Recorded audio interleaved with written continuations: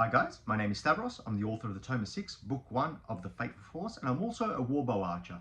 Now those that are familiar with my channel, you've seen that we have conducted a number of warbow versus armor tests, and today we're going to have another test.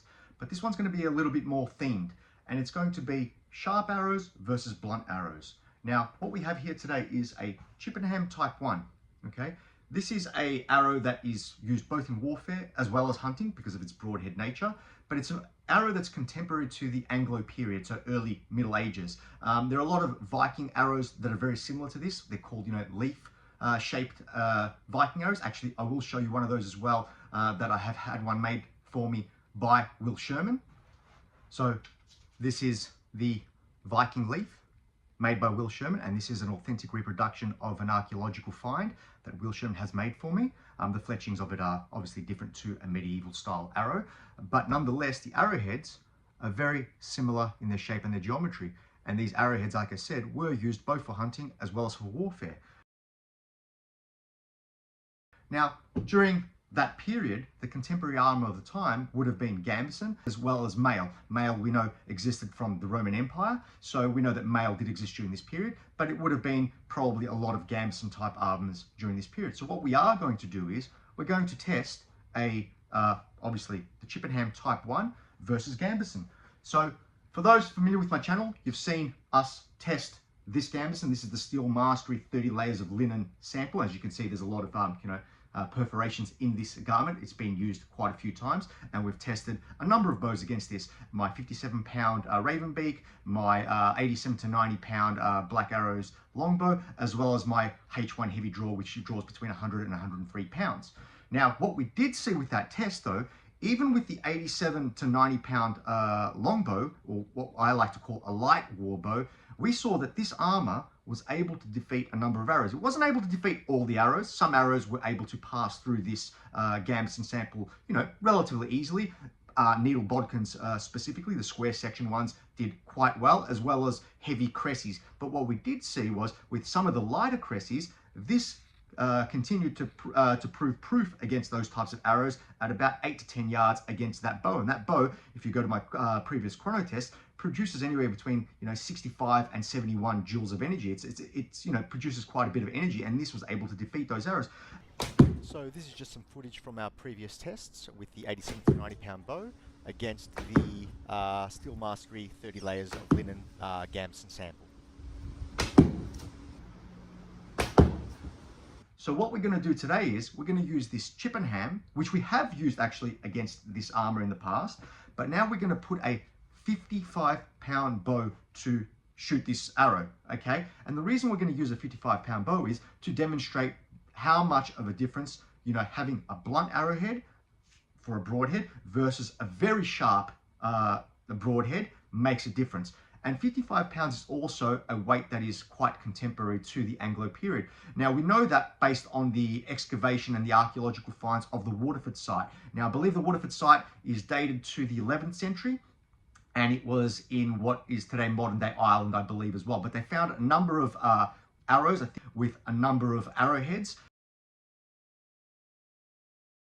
as well as one whole bow and the fragments of at least 5 or 6 other bows. And what they were concluding based on the dimensions of those bows, as well as the draw lengths of the arrows, the shafts they were able to find, the sockets of the arrowheads, which were a lot of needle type bodkins, as well as broadheads, which they concluded, those arrows matched up to those bows. So therefore they assumed, at least the archaeologists that excavated that site and did the paper on that site, concluded that those bows must have been war bows because they correlated or they fit very well with the arrows of that site. So we're going to be using a 55-pound bow to simulate a Anglo early Middle Age war bow with a Anglo Middle Age war arrow. And we're going to see how much of a difference sharp arrows make against blunt arrows, specifically for the Chippenham Type 1.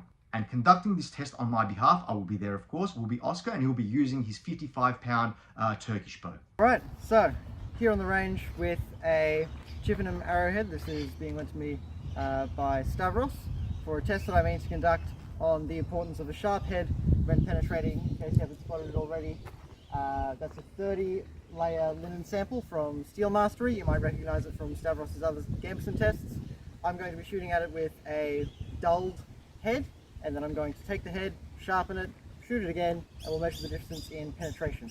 What I'll note, this bow here, if you haven't seen it so far, is 56 pounds at my draw length, and it is a Grosjean biocomposite Turkish bow. So here's a Chippenham arrowhead.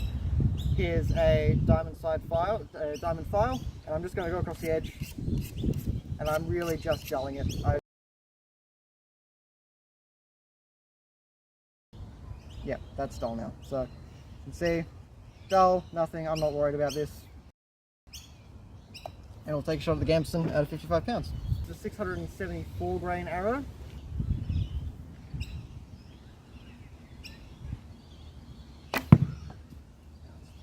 And a very satisfying bounce. I've just given this maybe a 10-minute sharpen, 15 minutes tops. And all I've done is I've taken this reasonably old, cheap stone. It's not completely level.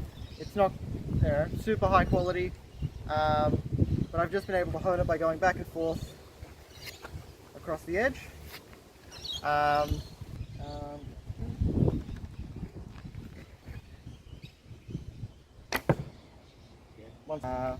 Go mark it off and give it a look.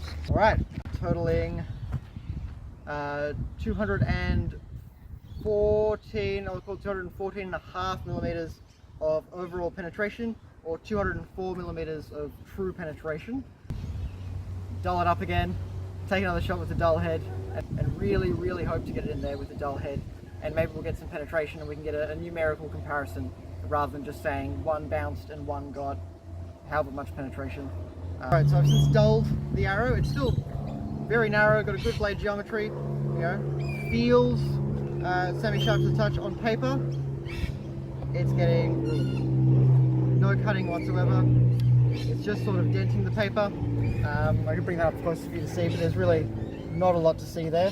Really, this is just indicative of an arrow that hasn't been maintained. It's been left to go dull, or you know, hasn't been sharpened, maybe past whatever the Fletcher first put on it when he forged the arrowhead. And so we'll see once more maybe if this can get some penetration, or if it's going to bounce again, which would be equally interesting.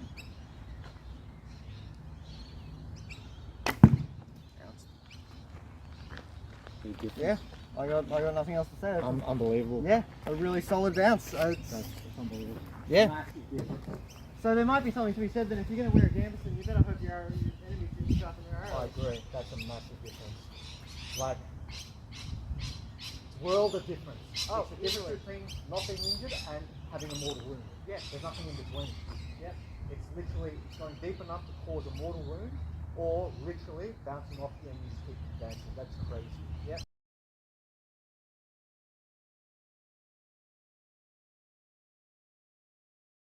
It's a 674 grain arrow.